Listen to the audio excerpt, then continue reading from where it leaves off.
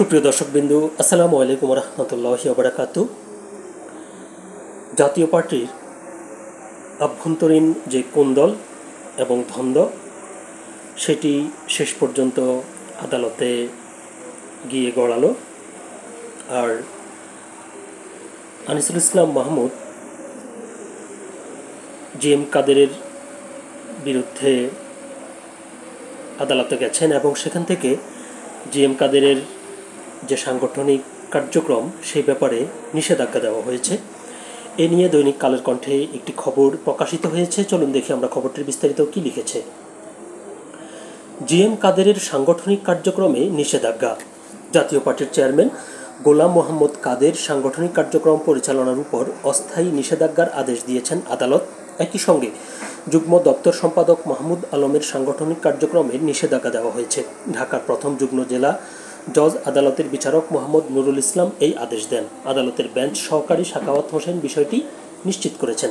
এছাড়া জাতীয় পার্টির কো চেয়ারম্যান সহ 10 জনের প্রাথমিক পদসহ সাংগঠনিক পদ ফিরিয়ে দেওয়া হয়েছে। পদ ফিরে পাওয়া ব্যক্তিরা হলেন জাতীয় পার্টির senior co chairman barrister Anisul Islam Mahmud, ABM Ruhul Amin Howlader, Jatiya Party মহাসচিব মোহাম্মদ মুজিবুল হক চুন্নু, জাতীয় পার্টির দপ্তর সম্পাদক 2 এম.এ রাজ্জাক খান, প্রেসিডিয়াম সদস্য সোলাইমান আলম শেখ চট্টগ্রাম, প্রেসিডিয়াম সদস্য নাজমা আক্তার ফেনী, প্রেসিডিয়াম সদস্য মোহাম্মদ জহিরুল ইসলাম জহির টাঙ্গাইল, প্রেসিডিয়াম সদস্য মুস্তফা আল মাহমুদ জামালপুর, প্রেসিডিয়াম সদস্য জসিমউদ্দিন নেত্রকোনা এবং প্রেসিডিয়াম সদস্য আরিফুর রহমান খান গাজীপুর। মামলার অভিযোগে বলা হয়, 2019 সালের 18 জুলাই পার্টির মহাসচিব মশিউর রহমান রাঙ্গা গঠনতন্ত্রের পরিপন্থীভাবে জিএম কাদেরকে পার্টির চেয়ারম্যান ঘোষণা করেন। ওই বছরের 28 ডিসেম্বর জিএম কাদের পার্টির সম্মেলন ও কাউন্সিল করে অবৈধভাবে নতুন গঠনতন্ত্র অনুমোদন করেন।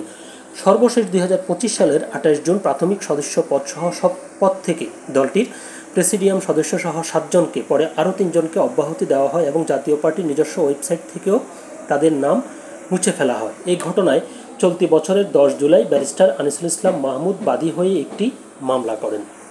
মূল প্রতিবেদনটি এ পর্যন্তই ছিল। তো এরপরে জিএম কাদের সহ তার সাথে যারা রয়েছেন তারা কি পদক্ষেপ নেয় সেটি দেখার বিষয়। সে পর্যন্ত সকলে ভালো থাকবেন, সুস্থ থাকবেন। আল্লাহ হাফেজ।